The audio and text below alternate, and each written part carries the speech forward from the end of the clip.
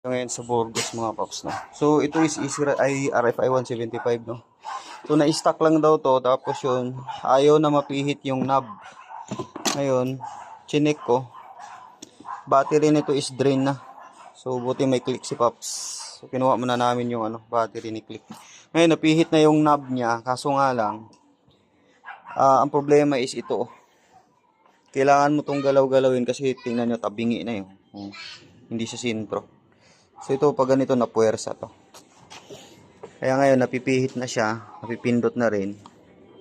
Kaso nga lang yun, minsan ayaw talaga. Pero kanina andito yan sa lock. Na pinaka-lock. Kaya nung ginalaw-galaw ko to, gumana. So ngayon hindi na naman. So yung titingnan ko pa loob nito kung ano na itsura, tapos bugahan ng WD-40.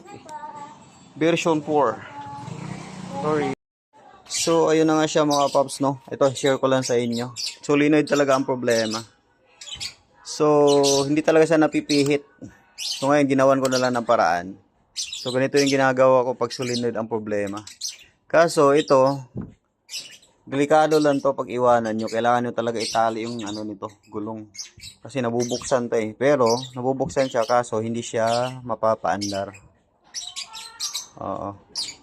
So, yun yung ginawa ko mga paps, no. Kinalangan ko muna yung solenoid nito.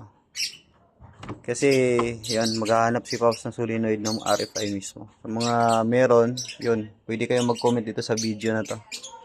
Tapos, yun, pwede natin bilhin yan kung sakali. Okay. So, yan siya mga paps. Nag-start na siya. Kaso may check engine, no.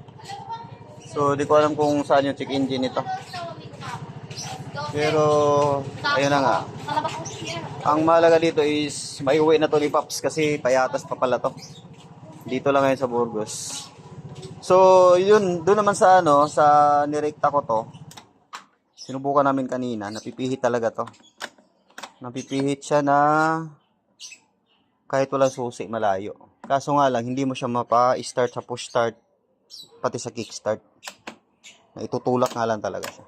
So sa mga ganitong scenario, like for example, masiraan din kayo ng solenoid, nag-stack up to. Yung pwede nyo to gayahin, kaso nga lang, pansamantala lang talaga kasi for safety na rin, baunan mo na lang ng kadena. Kadena mo yung gulong. Ayan, share ko lang sa inyo mga paps, no. Okay na to, pwede na to. Uy, battery na lang kulang kasi na-drain eh. Alright.